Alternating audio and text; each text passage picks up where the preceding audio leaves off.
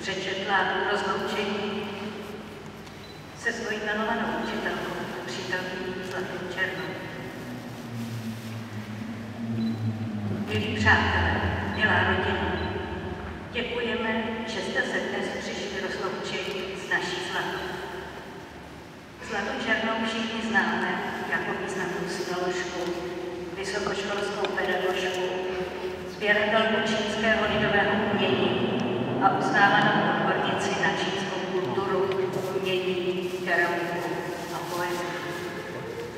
Zlata zasvětila celý svůj život poznávání a přibližování čínské kultury českému prostředí.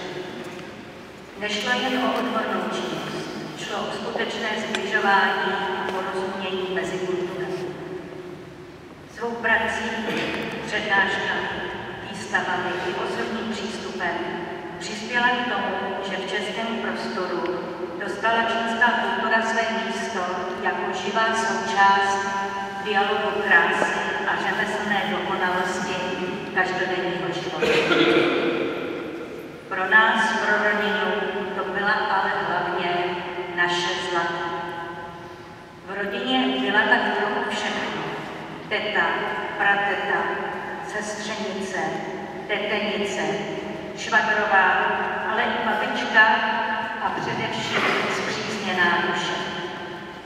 Zlata byla ten člověk, který dokázal spojovat generace. Nepoutala k sobě zvláštní pozornost, ale přesto vše držela pohromadě. Činila tak nějak přirozeně, nenápadně, bez nátlaku. Uměla naslouchat, poradit, ale hlavně být s námi. A to je dnes vzácnější, než se může stát. Zlata byla svědkem celé jedné epochy.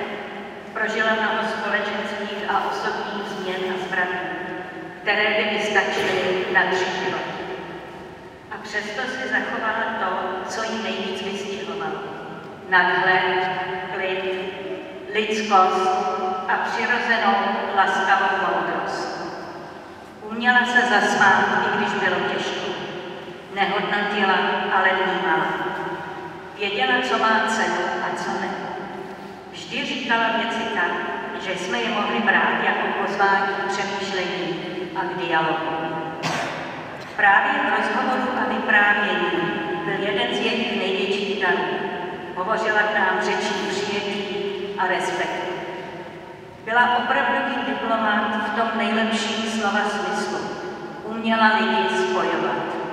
Věděla, že nejde o to mít vždy pravdu, ale nahlédnout a porozumět. To bylo její přirozené nadání, jemné a hluboké. V našem rodinném životě měla Zlata své pevné místo, a to doslova, v bytě v Kateřinské. Její byt byl nejen jejím domovem, ale také živým centrem rodinného dění. Místo, kde se scházely generace, kde se vedly hluboké rozhovory i obyčejné hovory o všedním životě, kde se pilo víno, četly knížky, vyprávěly příběhy, kde se slavilo, řešilo, mlčelo i smálo. Byt v Kateřinské měl atmosféru, kterou nelze napodobit, protože byl naplněný historií naší rodiny, která se několik posledních desetiletí protínala právě s přítomností naší Zlaty. Dnes se se Zlatou loučíme, odchází jako poslední ze svých sourozenců, Vaška, Borise, Ágy a Vendury. A v naší rodině o nich všech zůstává nenahraditelné prázdné místo. Nyní již sami poneseme dál to, co do nás Zlata a naši rodiče vkládali. Schopnost být jeden pro druhého, nestrácet humor a mít respekt ke všemu, co jsme vytvořili. Schopnost vnímat životní úděl s odstupem, důležitost sdílení a trpělivého naslouchání nebo rodinného soužití napříč všemi rozvětvenými rodinnými vazbami, ale i s otevřenou náručí pro všechny, kteří se v našem okruhu nejbližších v životě objevili a objevují. totiž nejsou jen příbuzní, ale všichni ti, kteří s námi na naší cestě sdílí společné hodnoty a lásku. Zlato, děkujeme ti, že nás spojuješ a držíš pohromadě. Nyní je to již na nás. A na závěr dovolte, abych přečetla český překlad z latiny oblíbené básně od básnířky přelomu 11. a 12.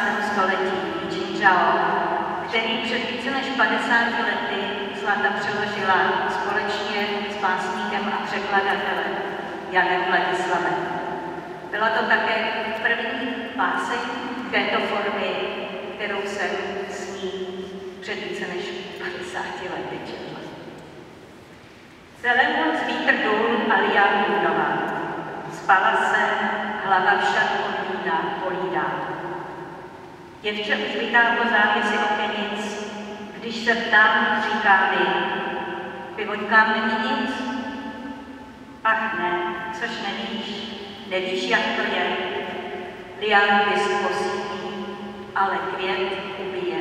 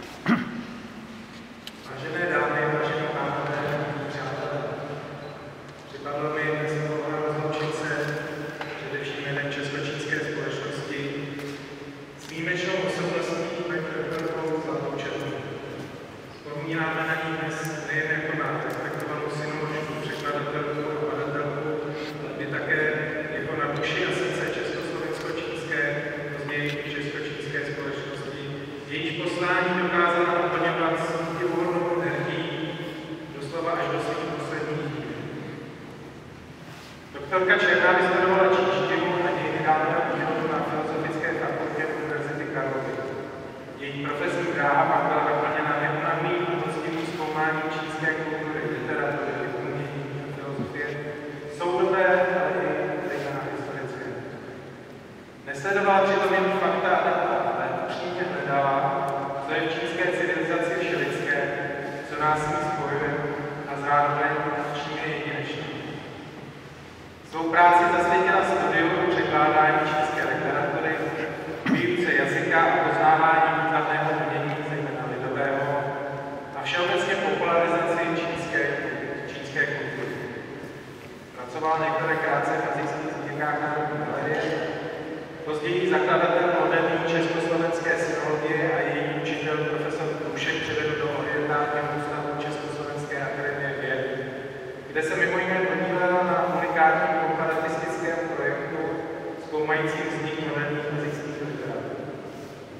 Později vyučoval na státní jazykové škole moderní klasickou čínštinu, zejména studenty Filozofické fakulty Univerzity Karlovy, kde tehdy učitelstnila a externě tam působila až do roce 1989. Pro další směřování na rozvoj jejího synologického bádání byla určující její práce na Oslově muzeu Národního muzea. Spravovala tu sbírky čínské, vietnamské a lámaistické. Stala se přední naší specialistkou na čínské výtvarné umění a v oblasti lidového umění uznávanou na evropskou kapacitu. Zasloužila se o bezpočet významných a vlivných výstav a expozic u nás, na Slovensku i v Polsku. V neposlední řadě byla jednou z obnovitelů a poslední docentky Hličkové přes 20 let předsedkyní Českočínské společnosti. Byla pevně přesvědčena, že vzájemné poznávání má být nadřazené aktuální politice a úzkostlivě dbala, aby činnost Českočínské společnosti nebyla podřízena komerčním zájmům. Zejména v posledních letech nám v té souvislosti s moudrostí svého věku a se znalostí tisícileté čínské historie připomínala, že nic lidského nebývá věčné, ale opravdové hodnoty jsou nadčasové. Českočínská společnost pro ní nebyla jen organizací, ale živým organismem, který je třeba neustále opečovávat a rozvíjet. Přicházela s novými nápady, jak naši činnost prohloubit, obohatit a zpestřit v souladu s posláním společnosti, kterým je podporovat kulturní, vědecké, hospodářské a osobní kontakty mezi Českou republikou, Čínou a Číňany po celém světě. Pro tuto ideu neváhala obětovat nejen svou energii a čas, ale i své vlastní prostředky. Často také dávala k dispozici svůj byt, který byl sám o sobě jedinečným synologickým prostorem, plný knih, uměleckých děl a atmosféry, kterou mohl vytvořit jen opravdový znalec a milovník čínské kultury. Už za normalizace svůj byt učinila centrem svobodného synologického dialogu, alternativního, oficiálního a sportovizovaných institucí. Pravidelně se zde scházeli významní synologové pražské školy, často vypuzení ze svých odborných působišť, ale zvala jsem také zahraniční synology, výtvarníky a umělce. Pořádala zde semináře, kurzy, neformální setkání. Držela tak, byť postem, s adresou, tradici kulturních salonů, které kdysi pořádala šlechta či bohatí měšťané. Každá taková schůzka byla nejen vědeckým, uměleckým či vzdělávacím obohacením, ale i pozoruhodným společenským zážitkem plným debat, vyprávění a vzpomínek. Kdo paní doktorku Černou znal, nemohl si nevšimnout jejího ve vší slušnosti pozitivního vztahu k dobrému vínu. Sama nám s úsměvem říkala, že Číňané z úcty k její autoritě a šedinám nenazývají Jouwei, alkoholickým démonem, ale Joušem, božstvem vína. Je obdivuhodné, co všechno zvládala přes své omezené možnosti pohybu. V důsledku vážné dopravní nehody se mnoho let už pohybovala téměř výhradně v Berlíně, v poslední době třeba i na invalidní vozíku. Protože bydlela ve druhém patře bez výtahu, každá účast na jakékoliv akci pro ní znamenala nejen cestu taxikem, ale desítky schodů dolů, po celé akci po návratu ještě nahoru. A přesto byla všude, kde se něco dělo. Odborníci by mi jistě potvrdili, že právě tato její aktivita a chuť být neustále mezi lidmi a v centru dění pomáhala paní doktorce Černé udržet si až do konce svého dlouhého a naplněného života jasnou mysl a bystrého. Paní doktorka Zlata Černá byla zvyklá čelit překážkám zdravotním, fyzickým, ale i politickým už od mládí. Přijímala je jako přirozenou součást svého života a překonávala je s nezdolnou životní silou. Sama se v posledních letech často filozoficky zabývala čínským pojmem čí, životodárnou energií hybným principem světa. Myslím, že všichni zde mi mohou potvrdit, že právě ona byla zosobnění této energie. Dokázala inspirovat, dávat sílu a pokračovat v práci i nám mladším. Dalším významným čínským filozofickým pojmem, který s životem doktorky za ty černé souzny je dal, cesta, ale i způsob, metoda. Jako by tu cestu měla vždy před očima, věděla, kam směřuje a s respektem k našim osobním pohledům nás zvala, abychom po té cestě kráčeli spolu s ní. Ukazovala nejen cíl, ale svým osobním příkladem i způsob a metodu, jak se k němu směřovat. A za to jí zůstáváme vděční a zavázaní. Ona sama, byť s oporou francouzských holí, nicméně z největší grácí a neukázalou důstojností dokráčela na konec své pozemské cesty. Často hrbovaté a plné překážek, přesto mající po celý její život zřetelný a jasný cíl.